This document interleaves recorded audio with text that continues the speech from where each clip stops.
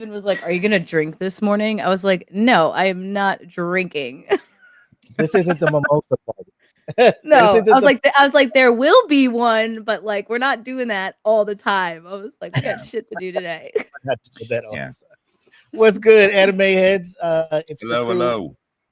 We're back and seeing how the calendar year is coming to an end. 2025 has been a great year. The last 2 seasons of anime have been great. Spring has given us something as well, but we wanted to come on here before we take our little holiday exodus and talk about choices we feel will be prominent in the anime awards. And the anime awards we're talking about obviously is Crunchyroll because that's the main one, the one that gets all the publicity, all the shine and stuff. So we're not going over all the categories, just some of the bigger ones, and we'll give our thoughts on who we feel should be on there. Obviously, we haven't seen everything. We don't have people scouring all the animes of the year, but I think we all thought it was challenging, even with the smaller sample size of categories that we were talking. How hard was it for you guys to come up with some stuff? Absolutely, it's difficult. I mean, even I had to coordinate with Jackie on certain things because I was like, does that technically fall in this category? As we were speaking about, offline, we were like, hey, what's going to fall into the, who's going to be accepted into this consideration here? So that played a lot into it. And as we were talking about the whole, what am I going completely off of here? Am I basing on popularity? Am I basing on earnings? Basing on, fandom? The continuation of stories. So there's a lot. It was pretty difficult. Didn't seem like it at first, but then the further you went, the more you dug, and you're like, oh, wait a minute, this doesn't actually fall into that very well.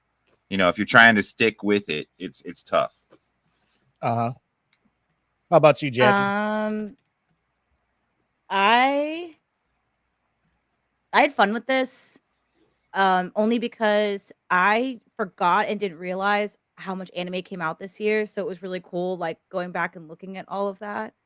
But that's what also made it really difficult then, because I was like, oh, geez, like I forgot all of this came out this year. Much. This is crazy. This is actually going to be really hard. I think the toughest part for me was deciding on like, some of the series for some of the categories. Like, I don't know what people think about when they pick, or what like the actual like requirements are for that category that Crunchyroll decides to come out with. And then I think like thinking of individual characters sometimes is hard for me. It makes me realize that like I don't acknowledge sometimes in some shows the like side or background or support characters a lot. And so now it makes me want to like pay attention to that more. But yeah, it was hard, but I really did have a lot of fun doing this. And I did look into like other anime and stuff that like I haven't watched yet, and I started creating a new list. So I was like, oh, cool. It's all getting dropped on the new list. Yeah, now my list is at 200 anime instead of 160. What about you, Willie?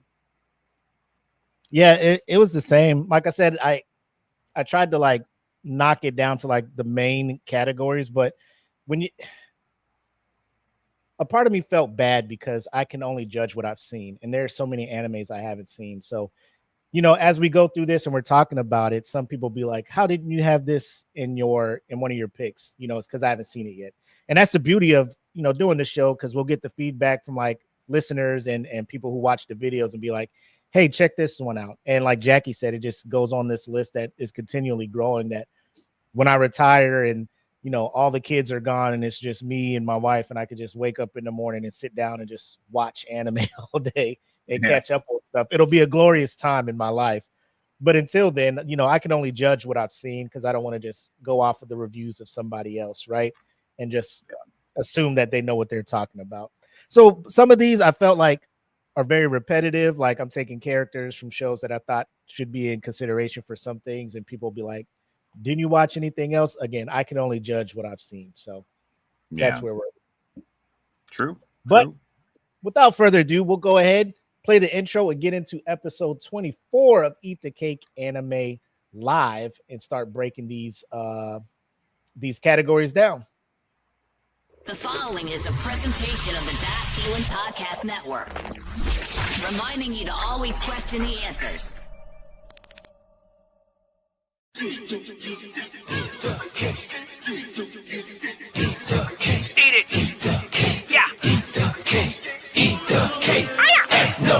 alright. I bet you thought you stumbled on another podcast. Of course you're right, but let me tell you about the contrast. It's really different, not an exit from the Comcast. We cover anime today and other times past. Listen and learn in that order, then replay. Be entertained by Mac, Jackie, and EJ. 3 hosts doing way more than the most, proving you can pay the lion, but it's all in the approach. Originals and sequels, the newbies and the Ichigos. The world's up in flames to the ones more peaceful. The weapons or the Shuto, manga, Naruto, Monkey D. Luffy, and a lot more that you know. Subscribe, hit the like, give the algorithm life once. We trying to get the same pie that Apple took a bite from. Join the conversation, let us know if you can relate. If not, you still might be forced to eat the cake. Anime, hey, hey, eat the cake. Hey, hey, anime, eat the cake. Anime, eat the cake. Anime, hey, hey, eat the cake. Hey, hey, anime, eat the cake. Anime, eat the cake. Anime.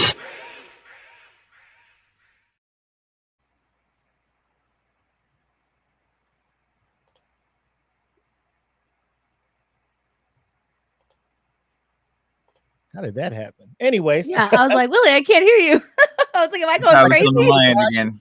I started talking and it's just like Mike's muted. I was just like, well, I didn't do that. What's up, Black? He's in the comments. So like I said, we are breaking down our thoughts of anime we should see sprinkled across the award ceremony whenever they decide to host that. I don't want to start with the big one, anime of the year. How about we start with the best continuing series? So these are anime that already have established seasons. They come back during the year, pick up, run their season, and go off into the sunset till the next season. So I'll list mine. So for best continuing series, I got Spy Family season 3, Sakamoto Days season 2, Dan to Dan season 2, Kaiju number 8 season 2, and My Hero Academia the final season. Of these, I think the emotional play is going to come into play here. The emotional aspect of it, seeing how this is the final season of what some would say is one of the bigger anime over the last 10 years, 9 years or so, with My Hero, seeing it, go off into the sunset. And I base that on the episodes that have been airing so far have been highly rated. If you go look on IMDb and stuff, I mean, you're seeing 9.6, 9.7, 9.8 animation, the full arc. It almost reminds me of Naruto. When you see Naruto from the beginning, you can compare that to Deku, and then you see him at the end, kind of embrace everything it is to be a hero, the self-sacrifice to do all it can, obviously. And the human aspect, you see a little bit of Tanjiro in there.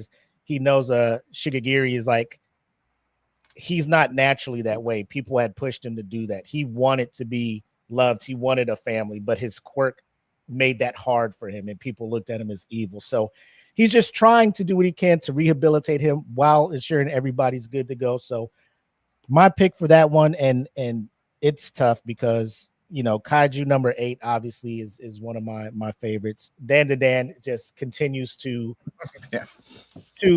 to bring the manga to life in a way where you can almost look at it as just two separate things. It's, I know when you hear that, you're like, that makes no sense, but to me it does. So take that as you will. But for me, for best continuing series, I got My Hero Anime or Academia, the final season.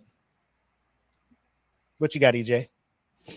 Well, I have to agree with you right off the bat, just because of the nostalgia and the fan base. I believe they're going to come out and, kind of give it their all for their, the send off on their favorites. So I think it'll be My Hero.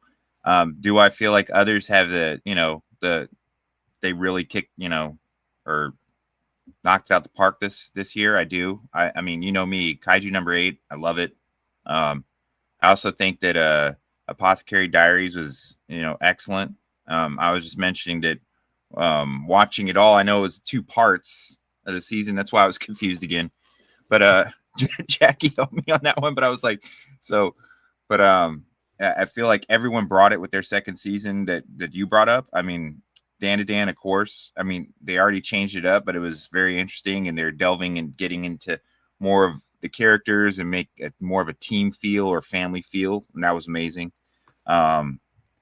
So, and like I said, I enjoy all the side characters and the building of those side characters with the stories. And right now, so many of the others are doing it, are bringing that and doing that. And but in the end, I would say it's probably going to be My Hero. Close runners up, the Kaiju, probably, maybe they might. Of course, Dan and Dan's going to get some looks, but I'm pretty much in the same boat as you are. Same list of shows. What do you got, Jackie? So I kind of made a list of like top 5, but I also just listed out all of the continuing series, even ones that I haven't watched, because I wanted to see what there was and what other people might be thinking about that I probably wouldn't pick because I haven't seen it. Yeah. But I will say, to your point, Willie, like, I do think My Hero Academia is gonna be a strong contender, but I personally think One Piece, it might take it, which, as Jasmine's saying right there, only Yeah. because, like, My Hero, yes, it's, like, the conclusion of the season. There's a lot going on with it. We just had a shocker of an episode, most recently, I think.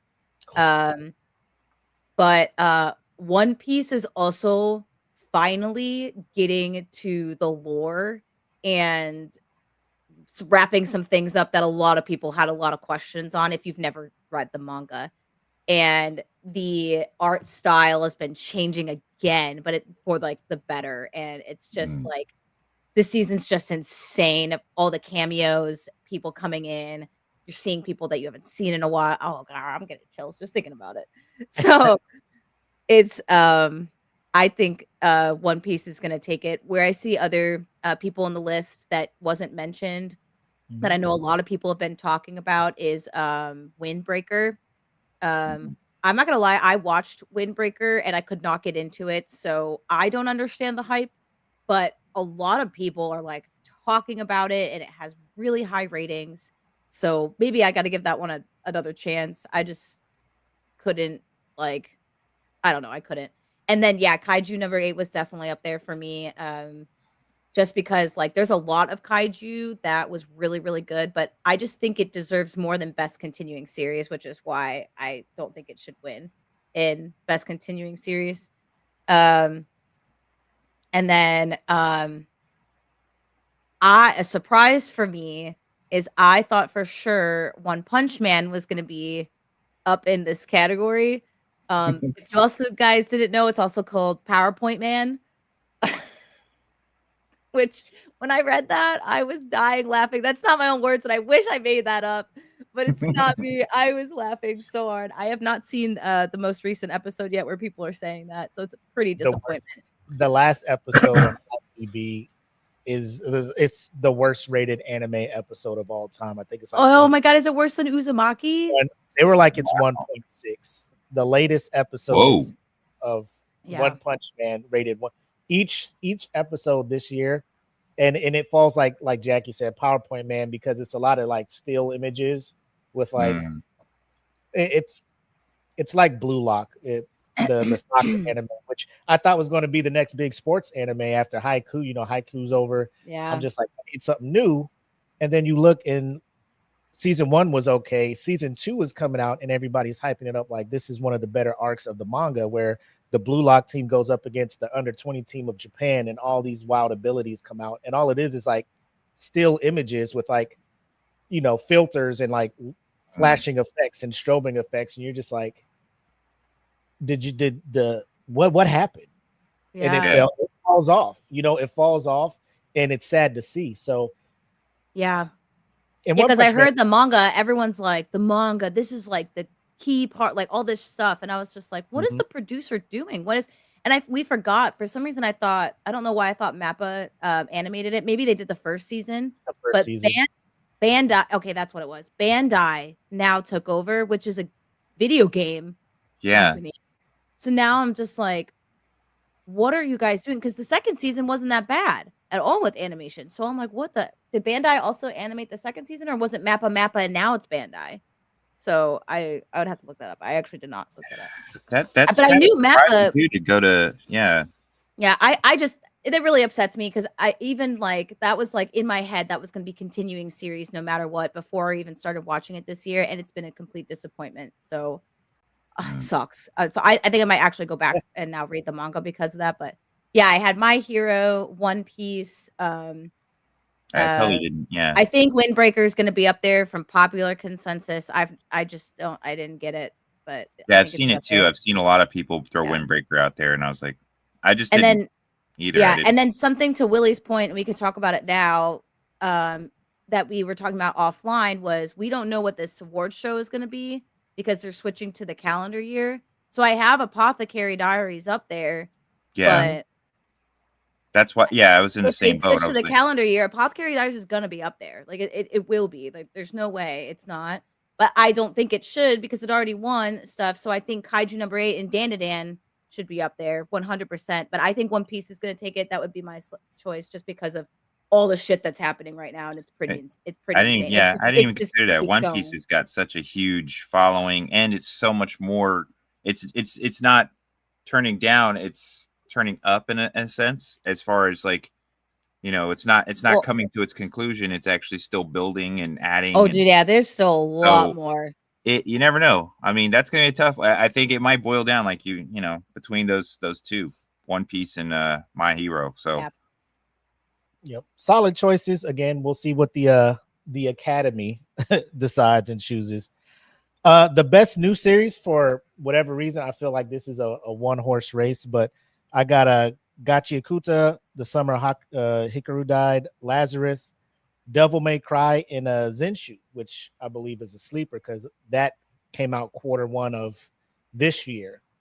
mhm. And I don't think it was nominated for anything in the Crunchyroll Awards, even though they took it to the end of March, I believe, last year. So I think that should get some consideration because I feel like that was a great series. The premise was something different, very original. But I think Gachi Kuta is going to get this one. The praise this anime has been getting, the story, 100. the animation, the music, just everything going into it. Um, I think it's this year's Solo Leveling, if you will. Mhm. It's just getting all this hype, and it's well deserved hype. I feel like it's going to win best new series. You got anything different, guys? No, and I 100% agree because I mean, I feel like it Gotchka it brought it's a different like it's not a different approach or idea so much. Well, how do you put it? Like a trope or a theme. Yeah. Mm-hmm. It's not that different, Like but a the way that they've bandwagon done theme. it is just so cool, and it's so it feels original, and it feels like a passion project. It really does. Like when you watch like that, it's got a lot of love. It feel like it from the studio side as well. Like they definitely put some effort into building it and building it to be drawing. Like it draws you to the story. Like I feel like they've got a story to tell, and they're telling it in a way that captivates. So I'm like, that's what makes it stand out. Is yeah, it could be the theme that every people have seen, and I've seen that people mention that online. They're like, oh yeah, that's cool, but it's not like too new. I'm like, it's not just the theme; it's the approach to it that matters. Of course, there's things that are going to fall in different categories. That, oh yeah, that's an isekai. That's whatever. But this is it's how you work your material into that theme, and I feel like they've done an excellent job with it. So I'm 100% with you on that. That was my top pick completely. So Um, if it goes the way it should be Gotcha Kuta. gotcha. Yeah. I did write down like all the new series though. I should have like thought of how many, but there's 5, 10, 15. There's about 20-ish new series that came out that I think are all like on par with each other. Like it's actually insane when I started writing them all down. I'm like, oh wow, these were all really good. Like you have like Senshu, like you said, Willie, Ameku MD Doctor Detective. We have like My Hero Academia Vigilantes also came out, which had huge like a huge popularity. I think it's still going right now. I haven't watched it yet. I haven't watched it. Apocalypse Hotel was one of my recommendations. Yeah. And I'll talk about that one later in a different category. But Teogania, Clevitis, Steve and I just watched the first episode the other night. Holy crap. It's good. Yep. Yeah. Like it's actually insane the amount of new. I'm just like, oh my gosh, dude. Like, Yeah, that's true. There's so this much is- out there. yeah. And so if Gachiakuta wins, it probably would win in this category. But if it wouldn't have been Gachiakuta, I think another contender that's going to be really hard competition is either going to be the Summer Hikaru Died or Takopi's Original Sin, depending on the audience. Yeah. True. Takopi's Original Sin, I that's think got might have a so- niche audience. It depends, but I will say, like, when you look at ratings, it's actually quite insane. Yeah. But the Summer Hikaru Died, I don't know. That one might, because you have a Netflix audience that's also watching that, and some people don't have Crunchyroll. So now I'm thinking about, like, Gachiakuta's only on Crunchyroll. It's not on Netflix. So, and everyone has Netflix. Yeah, I mean, Hikaru, the Summer Hikaru Died. I feel like, you know, it's definitely, it stands out as far as it's the way that it's approached as well. I mean, it's a very intricate story, very relationship focused, and I mean, a lot of people love it, but almost unanimously, even the people who love it say that in the middle, I don't know, there's about 2 episodes that it kind of just drags, and everyone's like, it felt like they were dragging it out when they could have just proceeded forward. And then, you know, I think it's got still a lot to build on if they keep pushing it forward. And I feel like it'll probably be, you know, more of a contender with a really strong second season. But I don't know. There's a huge fan following for that too. But and Original Sin is I mean, it's dope. When you look at the trend, people are just going to lean towards, because they let everybody vote, they're going to lean towards the new hotness. And we saw it last year, Delicious and Dungeon getting snubbed on some stuff. Yeah. You know, that's the Netflix thing, right? It's only available on Netflix. A lot of people just roll with Crunchyroll for what they have. So, and I think the people who watch their anime on Netflix, I don't want to say they're not as passionate as those that will do Crunchyroll, but if you're coming out of pocket just for anime, you're probably a little bit more dedicated to it than those that are on just get their anime from Netflix. So they probably go back and vote every day. They got a timer set or something. They want their shows to win. It's like, Does Crunchyroll have a way to vote besides going through the app? I can't remember. That's the only way I was doing it. Yeah, because it doesn't show up on the website. You could probably, maybe they'll do that to go on the website and click something. But again, I like Clevitis. I'm like, this is an amazing one, but I'm like, nobody's gonna vote for like that dark, gritty anime. The same thing with that's Summer. why I don't. I just 5 that I like, 5 that stood out to me. I feel like Zenshu should get some love this year because they just totally snubbed it all last year. Just nominated it. You know, like, it doesn't have to win. Just nominate it so people can see it and be like, oh, what's this one? Let me check it out. And then that'll go. Yeah. But I think Gachiakuta is gonna win that one. Yeah, I do too. But I mean, you brought up some good ones there, Jackie. That was cool. Yeah, it's just frustrating. I hope I like that they're going back to calendar year, but I also hope they think about the anime on Netflix, because if you're going to have it as a nominator, then like you have to have a way for people to vote for it if they don't have a Crunchyroll count and that anime is only available on Netflix. Yeah. Yeah.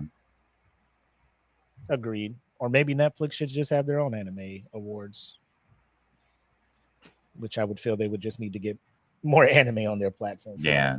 But moving ahead, let's get into best animation. And we'll start with Jackie. Who do you have? Who are your 5 for best, or who are the ones that you were thinking about for best animation? So what I had, sorry, I'm scrolling up here. So I had Apocalypse Hotel, Kaiju number 8, Gachiakuta, and Dandadan. And then some other like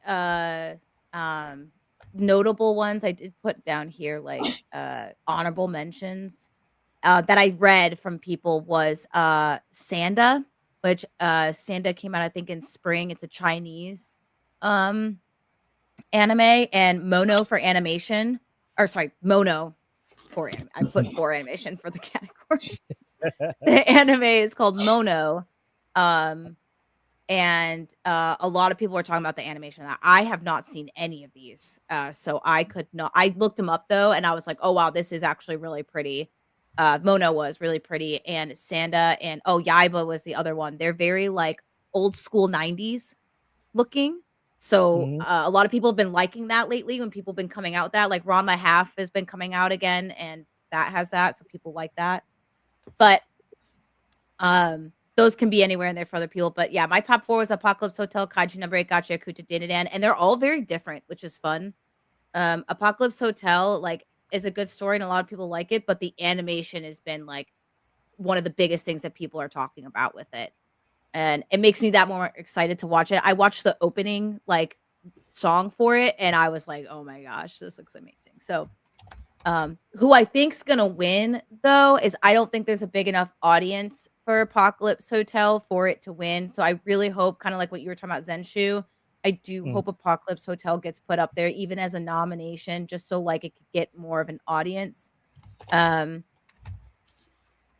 I I think it's gonna be between Gotcha Yakuta and Danadan, but I think Gotcha Yakuta might take this. The animation style is just sick. Like the incorporation of the graffiti and getting an actual graffiti artist to come in and do the things that he was doing was just so cool. The way that all the characters look, everyone has a cool style. They represented the Black community as well with all of their fucking characters. It just like no one got left behind, and there was not a single freaking crumb on that plate for everybody that's in this, like, show. Like, I think it's a really, really cool, um, uh, animation style, and I do think that it might win. Yeah. What you got, Eric? Well, Marcus brought it up. Top of my list is Lord of Mysteries. Um, the art is super on point, and thanks again to Kimpachi for turning me on to that.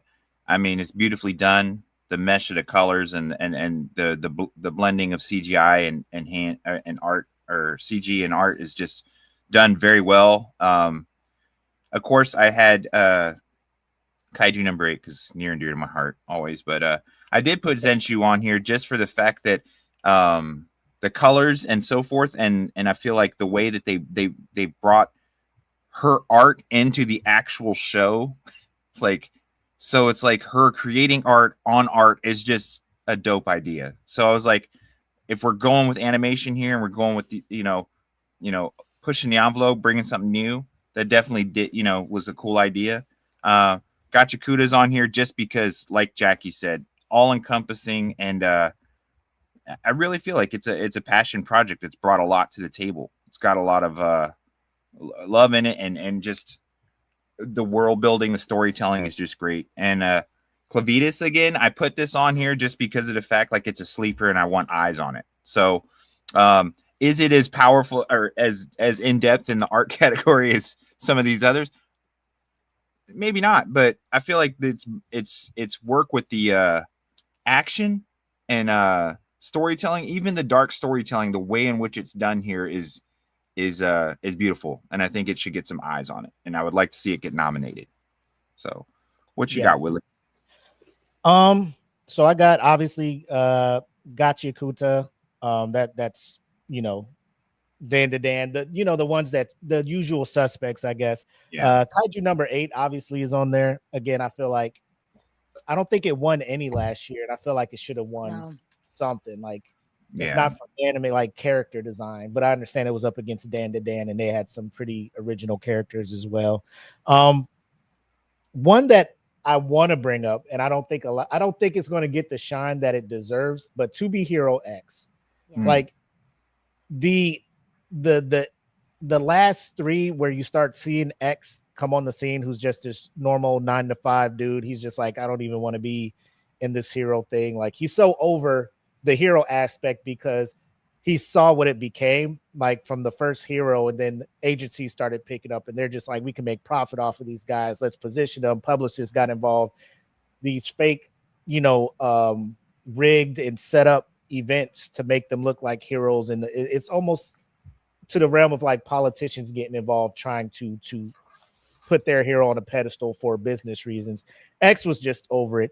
So when he's starting to fight back and his power where he snaps and it changes the reality. So you the CGI to the hand drawn, it's like, whoa, comic book scene to all of this shit. Like, I'm just like, Lord Jesus, bro. Like the animation before, like some of the fight scenes, we talked about To Be Hero X before, and we're just like, oh man, this is so cool. But like when he uses his powers, and these animators are switching from one complete style to another style, I was blown away. And I'm just like, one, the story is amazing. How they segmented it. I know we're talking about animation, but the animation of To Be Hero X, it needs to be nominated. Like, why I feel like it should win. And this is coming from the like right now, Gachi Kuda is my shit, especially last few episodes where I completely forgot To Be Hero X came out in April. I don't know why I thought it came out first quarter, so I did not even have it on this list. So now I know this. I agree with you. I'm like, all right, I'm changing my decision.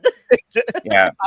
Like just based off of the number of styles they had to go in between from this to that throughout the animation or the run of the show.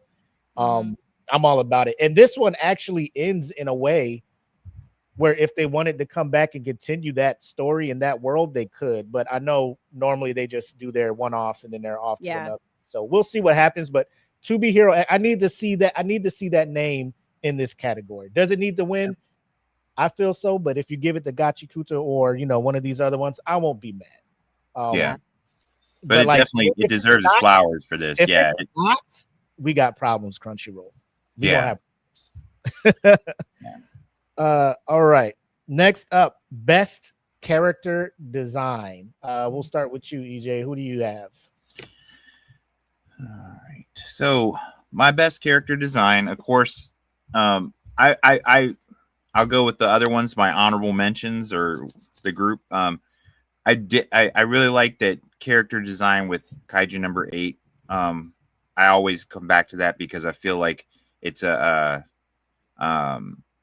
it's very imaginative when it comes down to the different types of kaiju, and they're just they're expanding on that.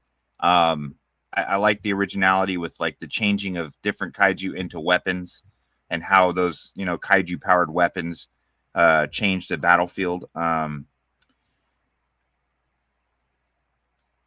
Sorry, I was reading a comment by Marcus there for a second. Yes, absolutely. I completely forgot about that one. I read that a lot, but I haven't seen it. It's so much stuff this season. But I went with that.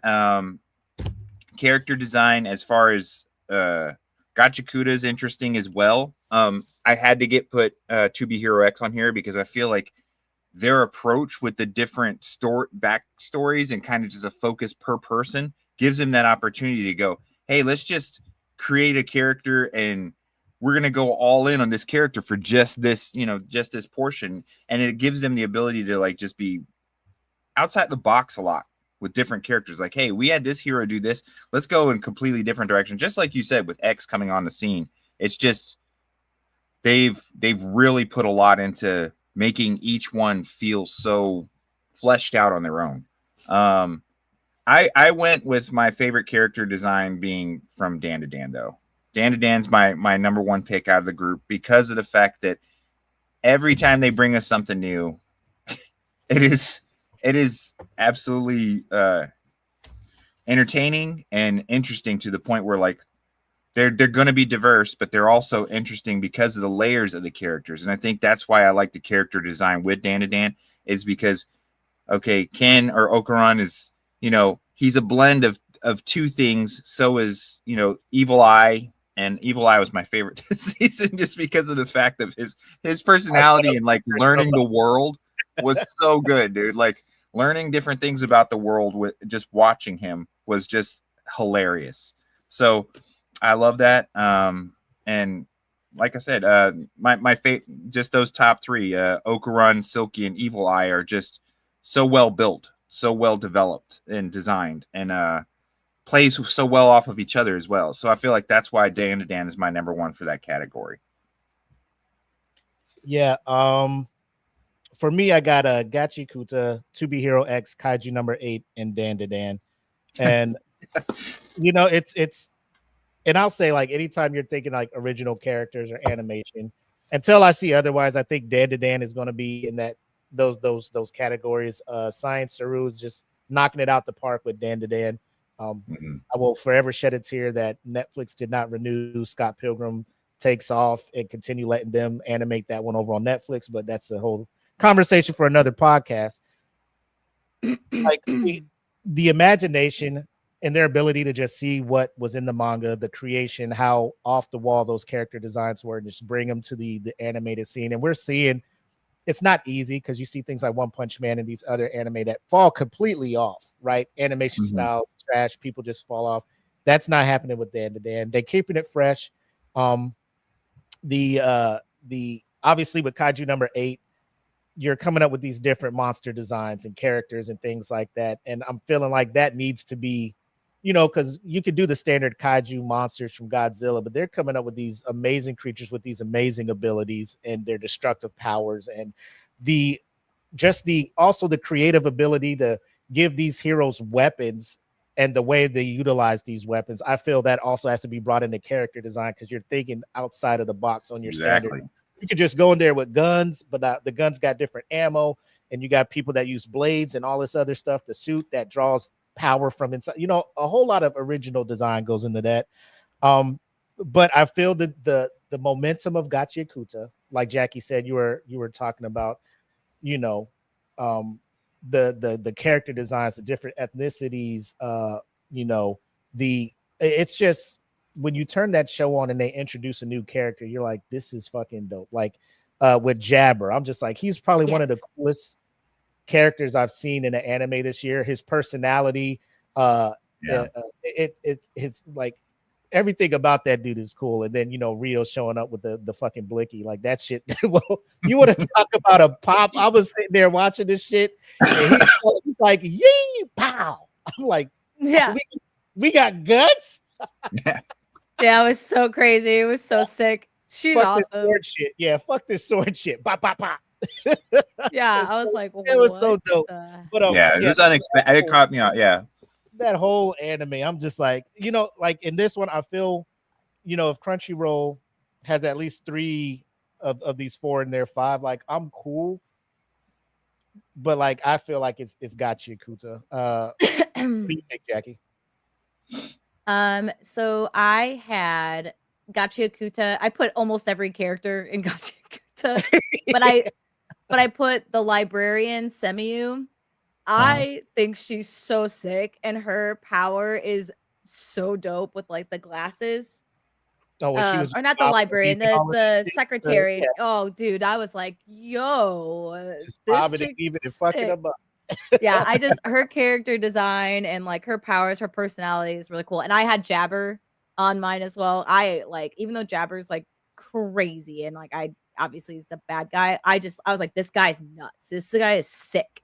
Yeah. And his character, he was like my character from there. And I actually put Amo on there as well, just because like that whole part in Gachi Kuta was insane. That was especially with her and like her character type, and then kind of a little bit of growth that she had towards the end, I thought was like really cool. Then I had actually Hikaru from the summer Hikaru died. Nice. I actually did like that character design a lot. It's weird. It makes you uncomfortable. It's interesting. The way his personality is like conflicting and going back and forth. The way they do like the colors and everything with his power, like I think that was cool. And then I had Shizuka Kuze from Takopi's Original Sin, only because like the way that they incorporate that child and how she like goes from this like beaten innocent child to now she's like really messed up in the head. I thought was like really well developed and just like makes you think and realize kind of how other factors in your environment and trauma can influence people and how they become later on in life. And then I put I don't know if you guys have seen this yet, but Tojima from Tojima Wants to Be a Kamen Rider. Um, I don't know if you watched that anime yet. It is becoming my new favorite anime this year. It is hilarious. And the guy's 40 years old. It's like Kaiju number 8, but this guy's 40 years old.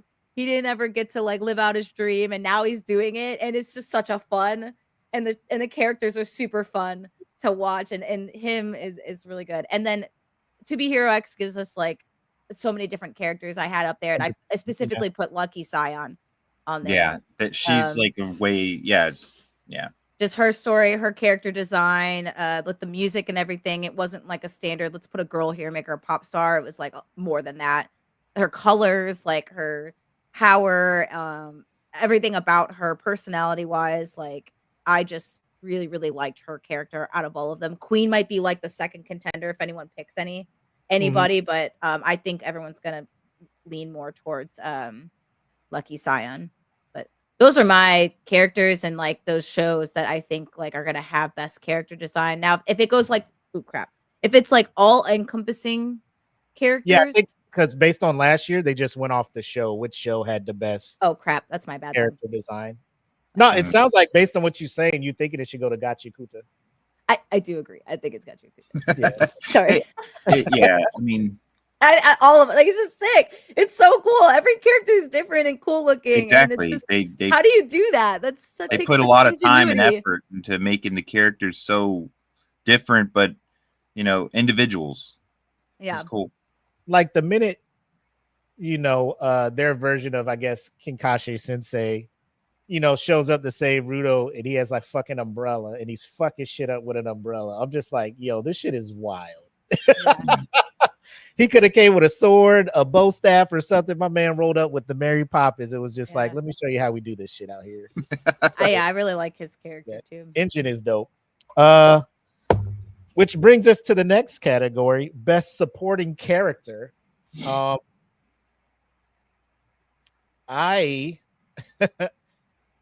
have Rio from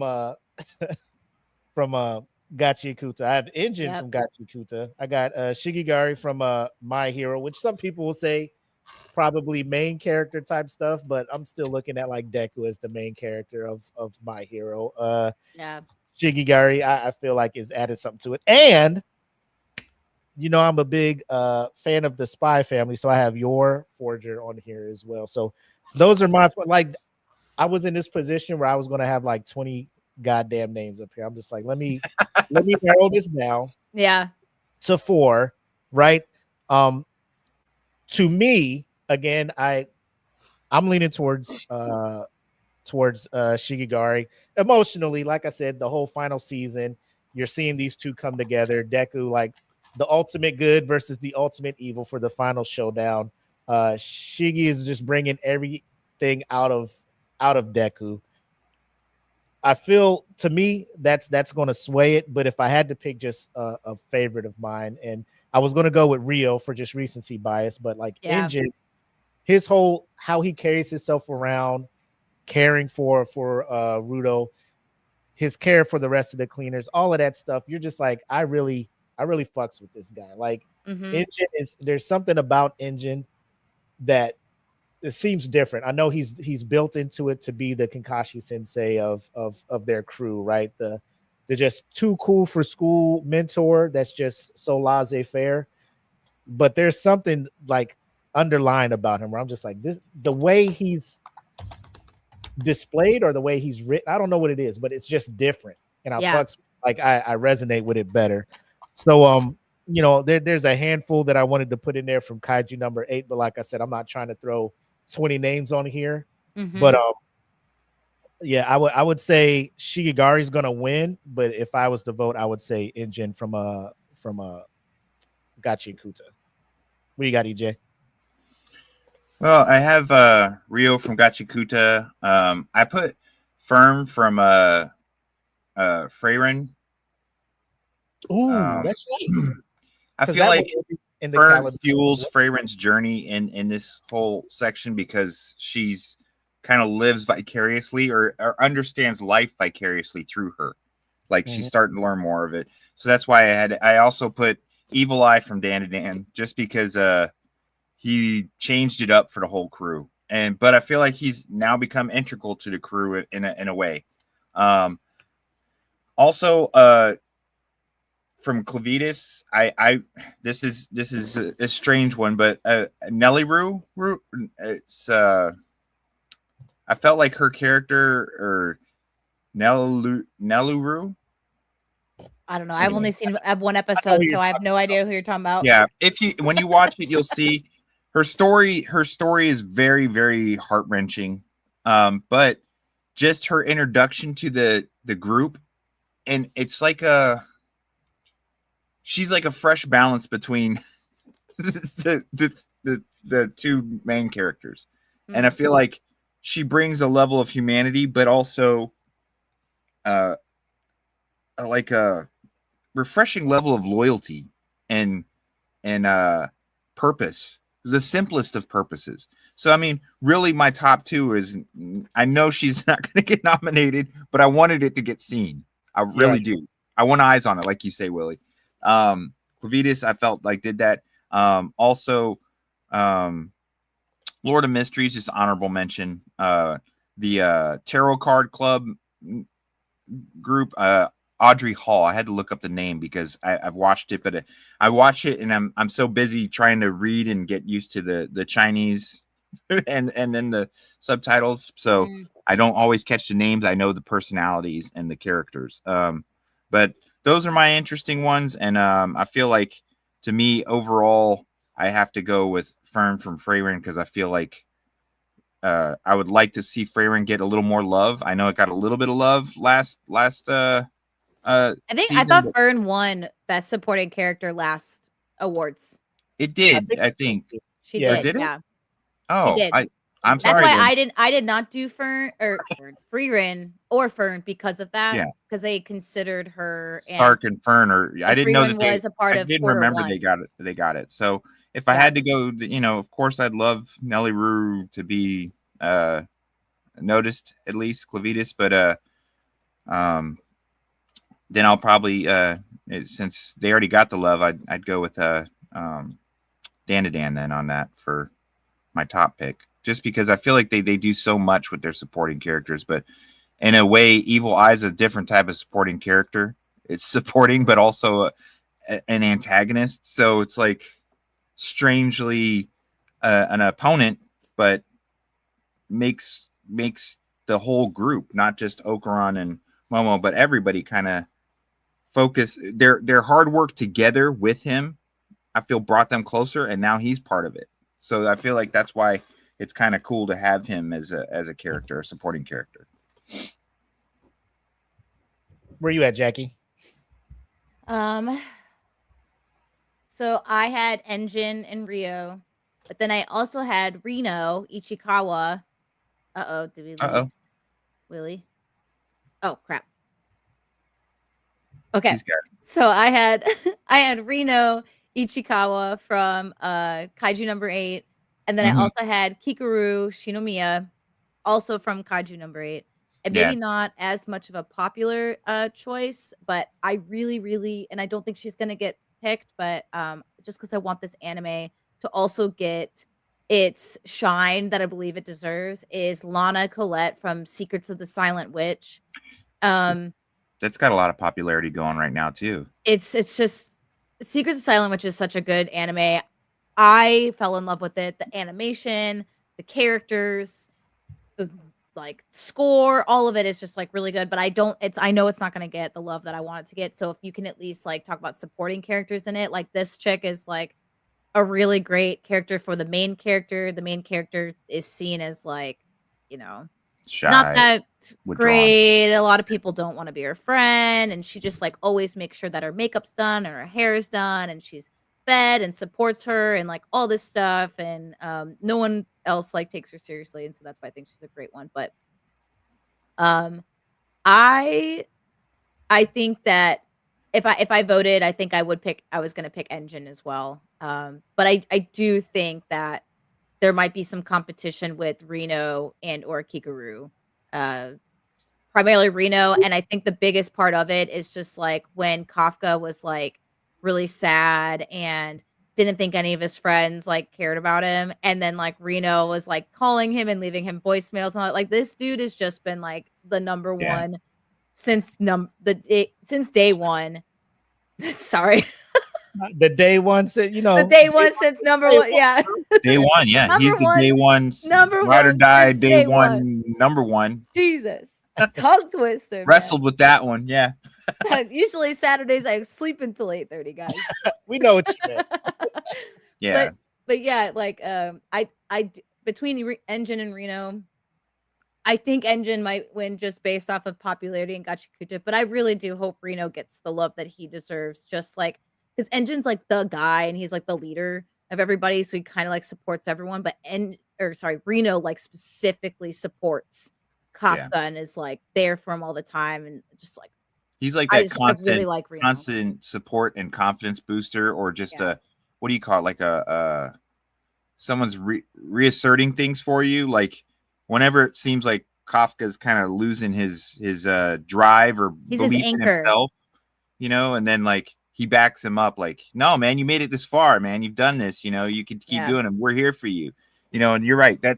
He is really, really on point. If I could pick anyone, I think I would pick Reno. I like it's hard because I like Engine a lot too. I agree with everything you said, Willie. Like there's something about Engine that's just very as a character, his design, it's just really, really good. It's really great. Something about him, it's just weird, like you said, but I think it's like they don't show a lot of him as a character, so it's almost like so what's going on with you, man? Like, what's with the umbrella? What's your story? You want to know and then more. Like when you think he's gonna say something, he's just like, nah, I'm gonna walk away. And you're like, no, go back. It's almost like you're waiting for his backstory. You know, like I can't wait to see what happened in your life to make you who you are. It's kind of like a cat that's like really fluffy and pretty that comes up to you and meows and rubs on you. And when you go down to pet it, it just runs away and then turns and looks at you like this. And you're just like, no, come back here. Okay. The cat comparison. 100%. But I think Reno. Reno for me personally. Right. Cool. All right. Let's start knocking out these heavy hitters. Best main character. We'll start with you, Jackie. Who was in your running for best main character this year? Okay, I'm scrolling up to it. Okay. I put I only had 4, but I put Kafka, Yoshiki from Summer Hikaru Died, Bakugo, and Izuku. Those were my big 4. I looked it up. Bakugo, I guess, is considered a main character also.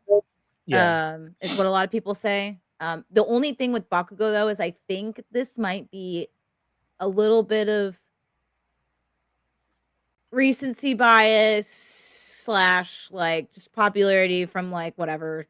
That's what I think. So like I put it on there only because I think people are going to put him on there. Do I think he should be number 1? No, I think Izuku should personally. But out of all the best main characters, I think I would pick Izuku specifically.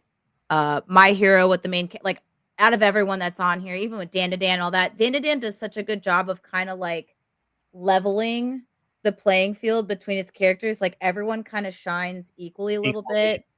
So it's hard to just pick one main character out of that. And Kaiju number 8 has all the characters, you know, like if you wanted to pick, like technically X is the main, if you will, but he's not. You don't really get to see him till the end.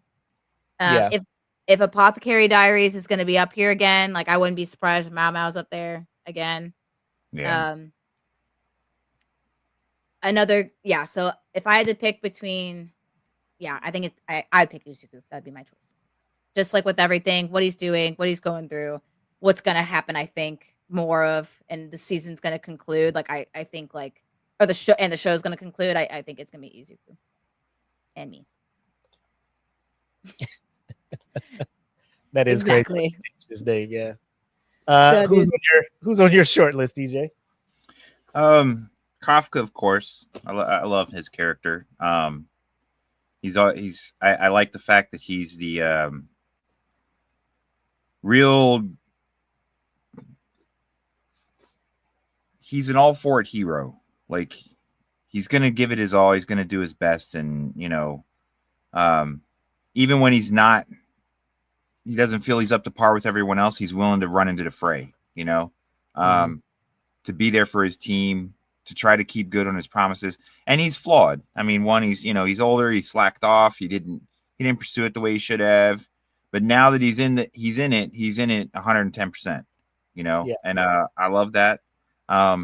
As far as my other picks, I think that the most important picks, I mean, I know Apothecary Diaries are going to get a nod, but I really like, and I want to get eyes on Clavitas again. So Klen was my pick as secondary. I want Kafka as my number one, but Klen is my second one, just because seeing things from his perspective, being that he's this demon lord or monster lord, of the four most powerful like gods in this world, basically, like on the planet, and how he views the interactions of the humans is very interesting the whole time when he's watching and he asks questions.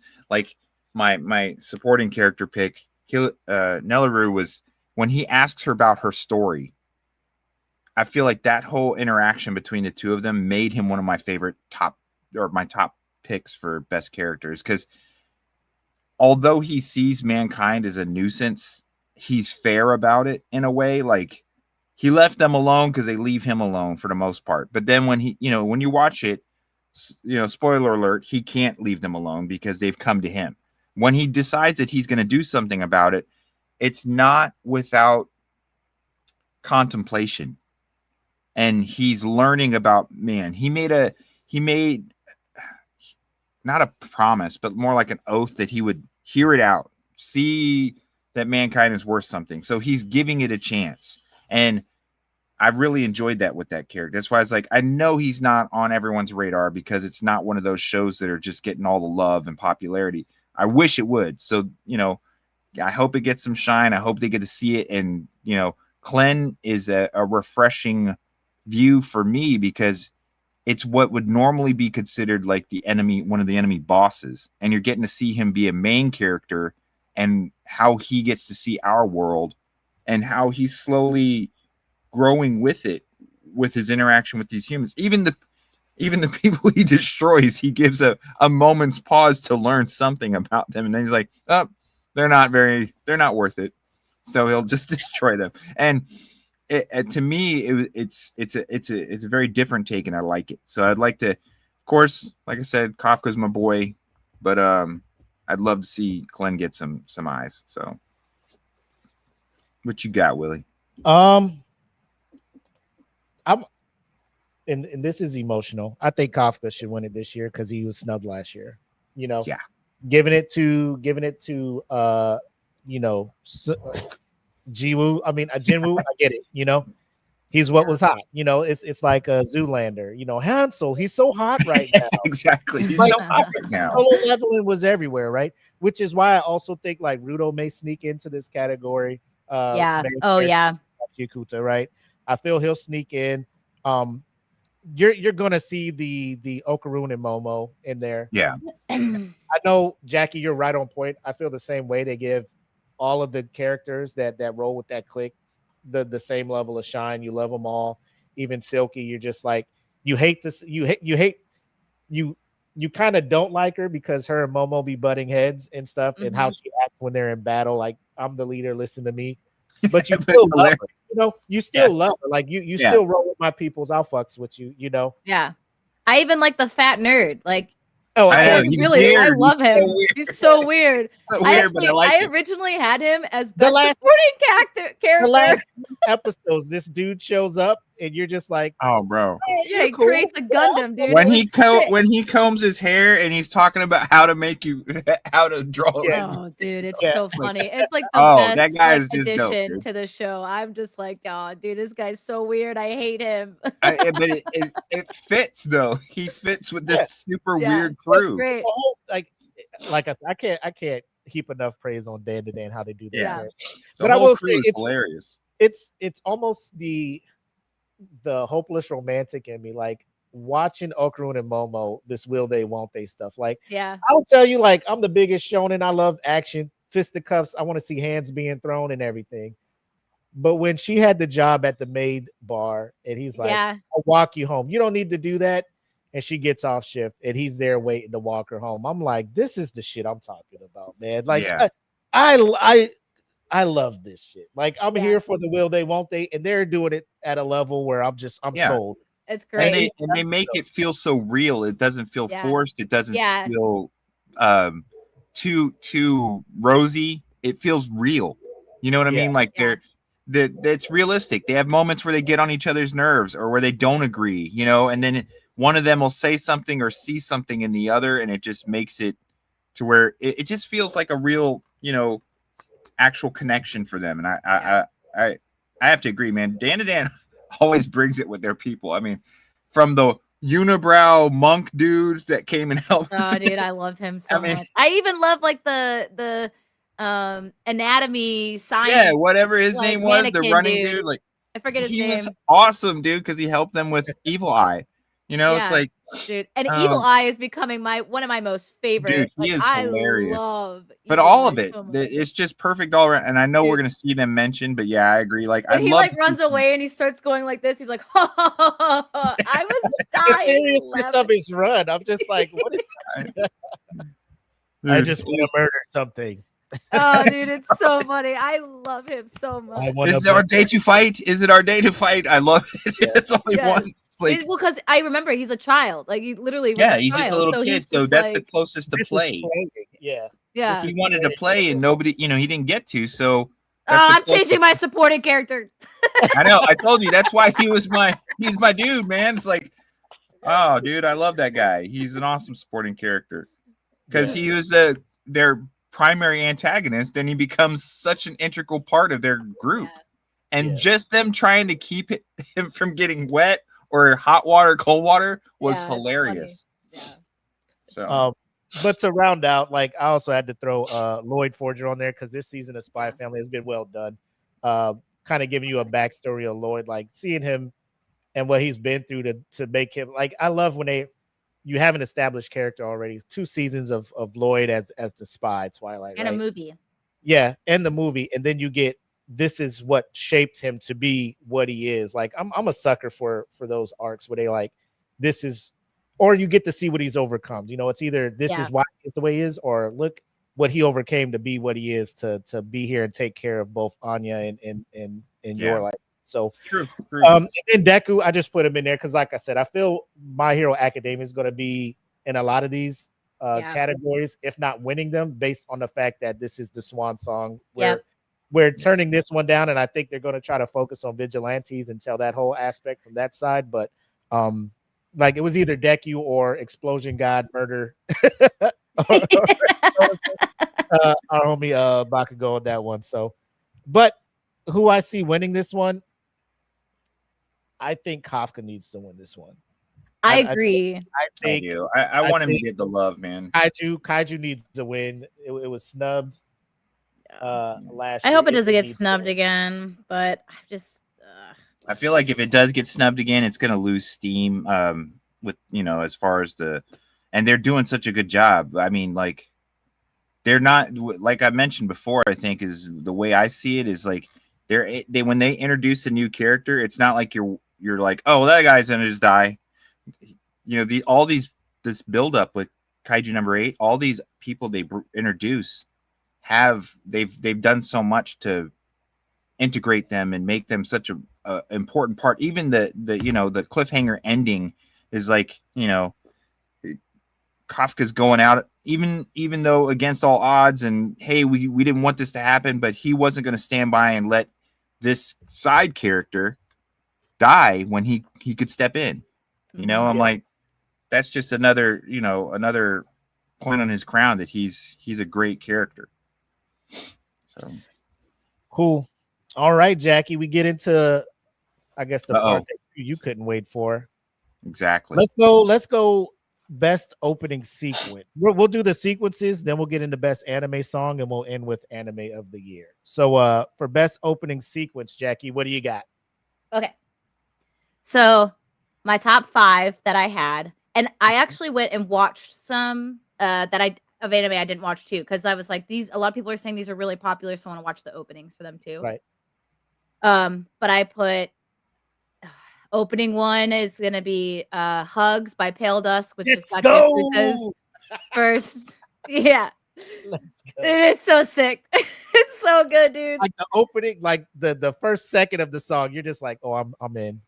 Yeah, dude. No, no, no, no, no, no, no. Oh, dude. And I actually put opening 2 from Gotcha Kuta as well, which is Let's Just Crash by Mori Calliope or Calliope. Yep. I don't know how she pronounced it. That one's just good.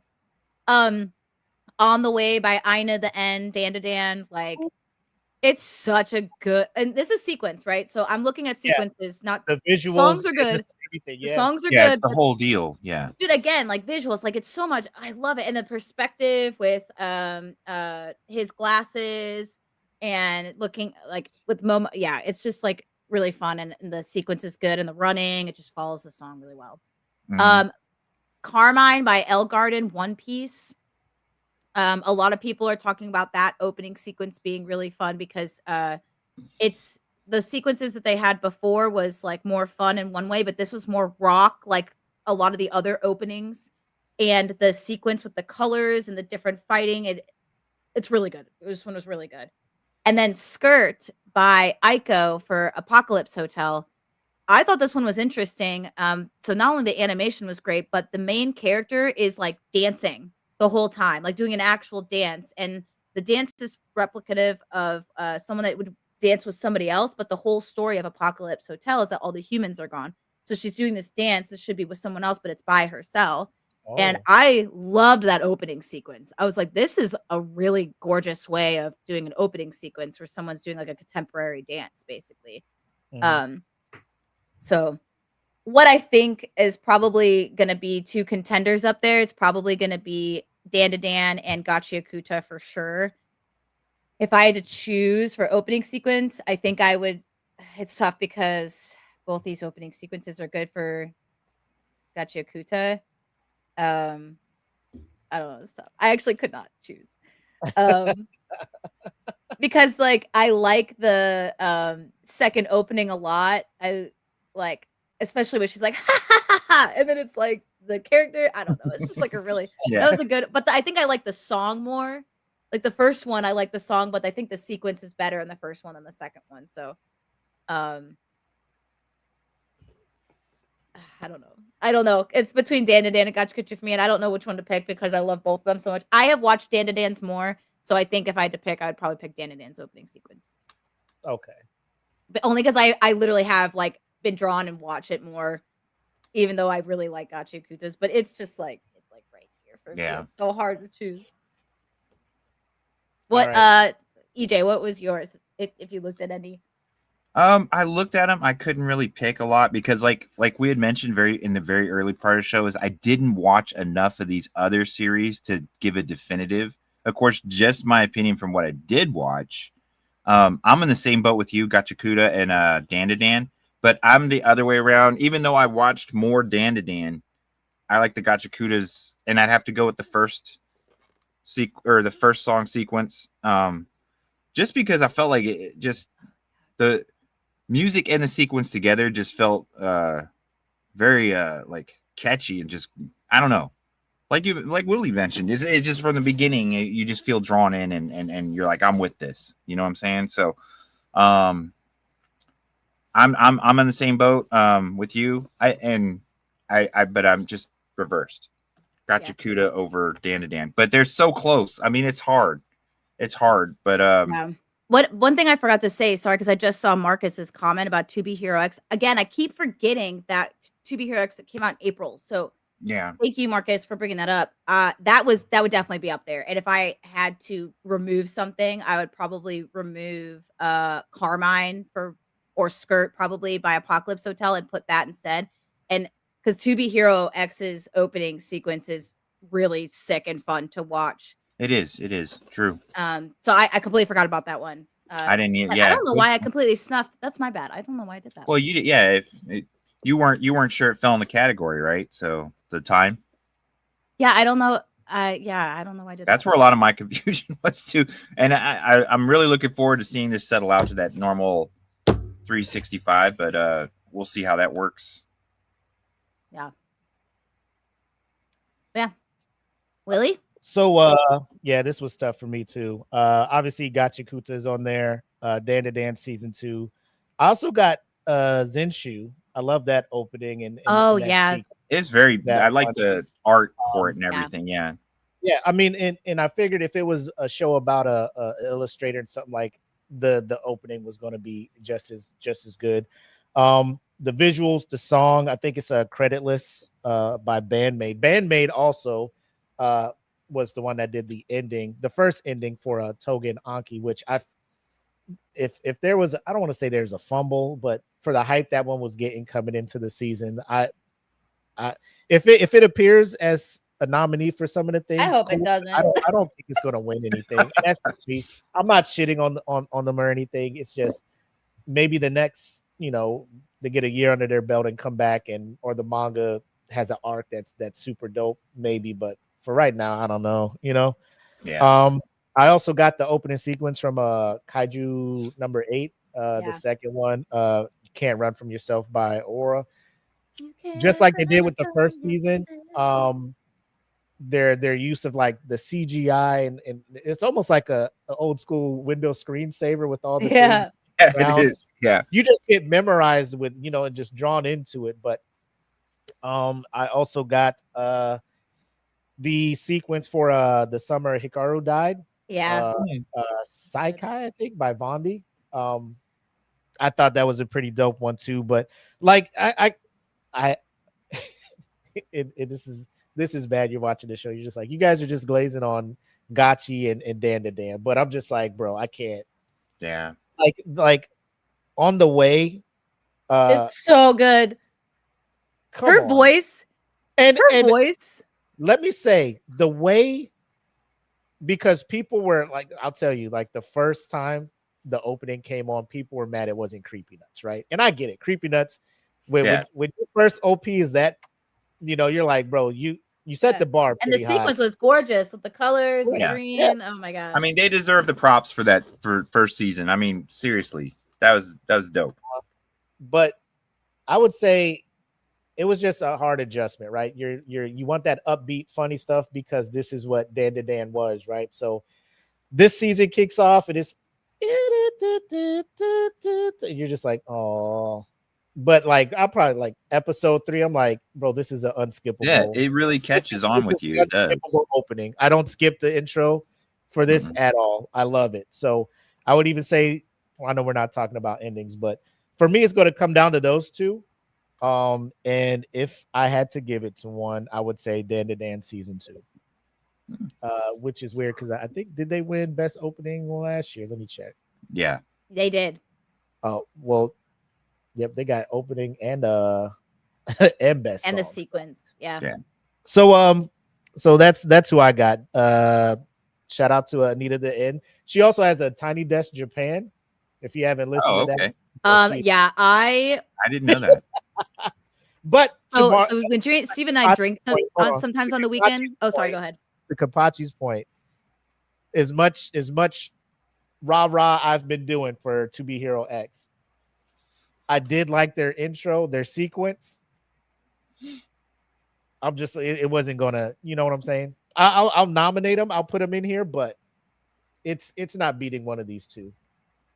Yeah, it's beautiful as you can expect with To Be Hero X, but I don't get the same feels, and I guess I don't know if that's kind of like part of the purpose of To Be Hero X is that some of it, I don't know.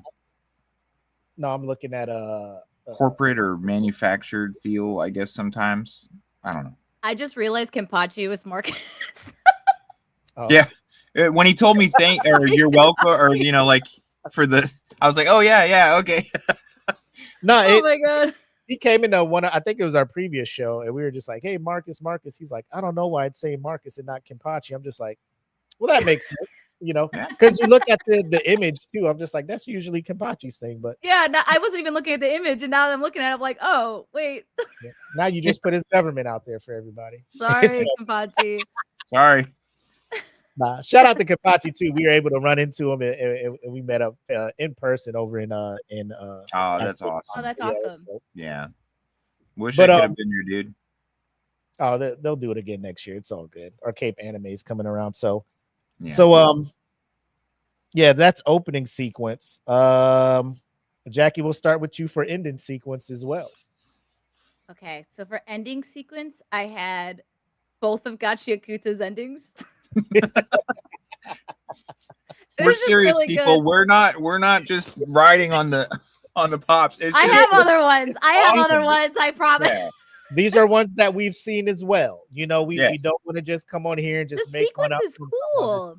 But if they're cooking, they're cooking.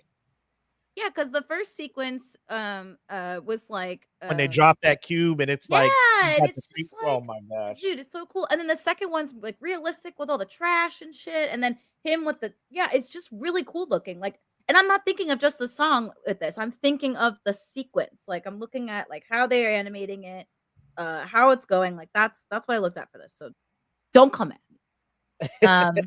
And then I did put Doga Shiteru by Word Stand-A-Dan's ending. Oh, that sequence is so much freaking fun. And they're just like down and I started doing the dance where they're like this. Like I learned the dance. Yes. Yeah, they're like this. Dude, it's so fun. Like that ending sequence is so great. And then again, a little bit of recency bias, but I've been watching Tojima Wants to Be a Kamen Rider. You guys have to watch this show. It's so funny. It's called One More Time by Teddy Lloyd, but the whole ending sequence is a what's the octopus food? Why can't calamari? No, not calamari. No, something yaki. Oh my gosh, what's the octopus? Japanese octopus. Why can't I? Octopus balls. Teppanyaki. Oh, takoyaki. Jesus Takoyaki. Christ. Okay. Yeah. It's like taco. It's a takoyaki like working out. It's really funny. I've never seen it. I gotta check that out. I love the ending sequence so much. It's just so much fun, and it's just like really original. You guys have to watch the show. Like it's this 40-year-old. I gotta check that out because it makes me laugh because my mom and Jen just had that when we went to the sushi place we go to. It's like, oh, that's hilarious. They love that. Dude, I love takoyaki, but yeah, it's a takoyaki working out. The song's really good too, but I really like the ending sequence. And then I have Beautiful Colors by One Republic, Kaiju number 8. First of all, the song's fire, but the whole ending sequence is so gorgeous. I watch it all the freaking time. Like, I love it. And then Your Kaibutsu, which stands for Monster by Tubo. The Summer Hikaru died. I love how they incorporated like the characters, and it's all like realistic locations and like on a train to the beach in like real life. And then and what's cool is they incorporated those exact scenes in the show too. Yeah. So just like the whole like full circle thing made me appreciate the ending sequence even more than just like I liked it initially. But yeah, those were my top 6. If I had to choose one of them, oh gosh, it's so hard. I think popularity vote. I think Dan might win. That ending sequence is just really fun with the dancing, and I think it's gonna win. If I really wanted to choose, I would pick Kaiju number 8's ending because it's just so pretty and it gives me chills every single time. It does. The colors, like, oh gosh. And again, I think Kaiju number 8 needs some love. Like, it does. Their music and their opening sequence have been so great, even the past couple of years. But unfortunately, other anime have also been freaking crushing it. Yeah. And it's no fault. Like if it's just the level of competition that's out there right now, it's high. Yeah. Like everybody's kind of batting 1,000 or they're high up there. So I mean, just to be nominated with these other ones, I think that's like a a badge of honor. You know, you may not Yeah. win, but it's like, look who we're going up against. You know. Yeah, they should at least get eyes on it because it's like, or get seen as, hey, you guys did put out a really great effort. Yeah. Look at One Republic making a comeback, man. It's pretty sick. Yo, I don't know what investment they made with the company that's producing or the studio doing Kaiju #8, but they have songs and they're like, we can put a little visualization to this and it's vibes to Yeah. end a show like this. It does. I listen to it all the time. That's why that's my top pick is a Kaiju #8, just because of the feels that you get from watching it, and yeah, you're right. They brought it since the beginning, and this just continues that effort. I really dig it. Which other ones did you have on your short list though? My short list, okay, so Kaiju's the top.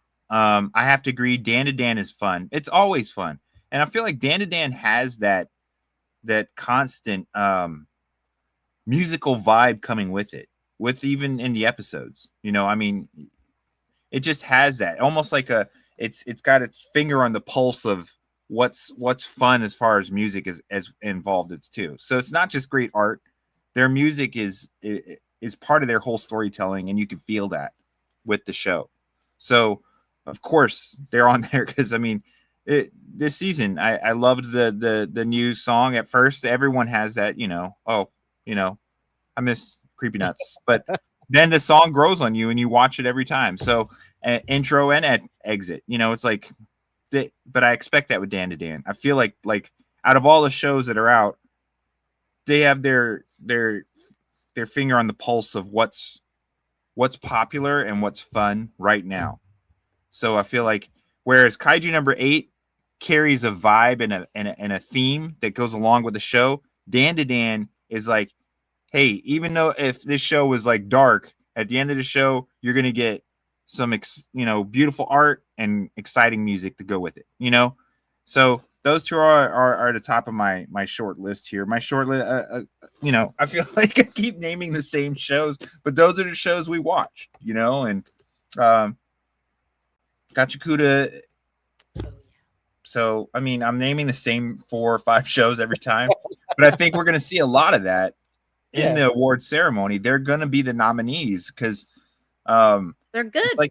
They're good. And it's like you said, there's so many people bringing it right now, putting out their best effort. And that competition shows that it inspires others to keep bring it. So, as I said, I'm not nearly as knowledgeable in the music scene as both of you when it comes to these anime soundtracks, intros, sequences. But just from the experience of learning some of it from what you guys have shared, I have to go with like Kaiju #8 is my pick for the year overall. And I mean, they get this category too, just because I feel like they carry the emotional depth and impact, plus the beauty of the whole show with their exit sequence. But that's why Dan to Dan's close, because it's so much fun, and Gachakuda is on there because the music itself just carries with the show. I mean, just blends so well with it. So all 3 of those guys are on there. The rest of them don't hold a candle as far as I'm concerned, because those are the ones I could listen to every single time. I'll never skip. You know what I mean? So yep. So I was able to just whittle it down to 4. And obviously, Kaiju's on there. Beautiful Colors by One Republic. Dan to Dan's on there. Gotchi's on there as well. The one that I do have on there, and shout out to Kenpachi for putting that out there. I did say this has made my list too. I can't say it. Continuum. I guess that's how they try to Continuum by Cinerin. I do like that one, and I think it grown on me because like during each episode as it's ending, it kind of fades into it, and it's always like at the super dramatic, impactful part, and then it just rolls right into the sequence where you just have a throne, and like I was mentioning, like each hero's taking their time sitting on the throne because they all want to be X. They want to be the top ranked hero. So song is beautifully done and everything. So I did remember to give To Be Hero X props on this one. But for me, and again, like it just depends how I'm feeling on the day. The ending for Spy Family 3 or season 3, actor sung by I think it's Lilith Akuta, who is a member of the group Yasobi. The song is called Actor, and I think when you go look at the lyrics and look at the sequence, like it just hits home because everybody in that family is acting and putting on a front, like because they fear if everybody knew what they were doing, like they would break the family up. Like Lloyd's out here acting like he's like some kind of banker or investor and he's really a spy for this country, and yours out here acting like she's doing something else when she's an assassin for this side. And even Anya, who's out there, she doesn't want anybody to know she's an expert that can read people's thoughts in X, Y, and Z. And even I forget the dog's name, like he has this weird ability, you know what I'm saying? So it's this whole family, they genuinely love each other, but every day they're forced to lie to Play a everybody part, yeah. that's close to them. So I feel like that's a strong thing. It's not my winner, but I do love when studios, because I like with Gotcha Kuta, like they went to that band, they were like, here's the premise, here's what we're doing, write a song for it. And Pale Dusk went in there and fucking knocked it out the fucking park with the lyrics about being thrown away, trying to, come. Yeah. I was just like, Jesus Christ. Like when you There- can go to a band yeah. and write the lyrics to fit the song, to fit the narrative of it. It's like, yeah, it I'm like, narrates the whole done. plot. Yeah. Right. So I would say for me, I would go, or the ending, I'm sorry. The ending of it. Same thing with what is it? Tomboshi by Dust Cell. Like it's just I'm like, oh, can't skip this shit either, like let it ride.